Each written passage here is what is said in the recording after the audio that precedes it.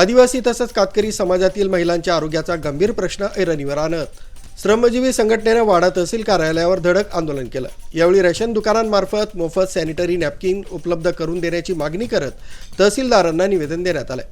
ग्रामीण तसंच आदिवासी भागातील महिलांना मासिक पाळी दरम्यान आवश्यक स्वच्छता साधनांचा अभाव भासत असून आर्थिक अडचणींमुळे अनेक महिलांना सॅनिटरी नॅपकिन खरेदी करणं शक्य होत नाही। परिणामी कापड किंवा इतर अस्वच्छ साधनांचा वापर केला जातो, त्यामुळे संसर्गजन्य आजार आणि त्वचा रोगांचा धोका वाढत असल्याची गंभीर बाब संघटनेच्या महिलेनं मांडली।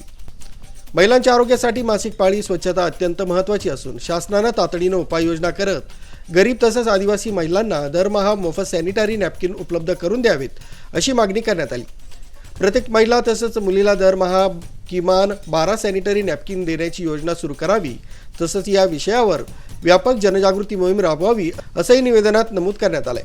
या आंदोलनावेळी संघटनेचे उपाध्यक्ष लक्ष्मण सवर, संघटक सचिव सीता घाटाळ, जिल्हा उपाध्यक्ष वसंत पवार, तालुकाध्यक्ष भरत जाधव, तालुका सचिव सूरज दळवी, महिला टीमगी प्रमुख सुगंधा विघ्ने, उपप्रमुख मीरा टोकरे, महिला सचिव सिंधू पवार, तालुका उपाध्यक्षा सुजाता पारधी यासह अनेक कार्यकर्ते उपस्थित होते। आरबी न्यूजसाठी मलिक शेख, मोखाडा।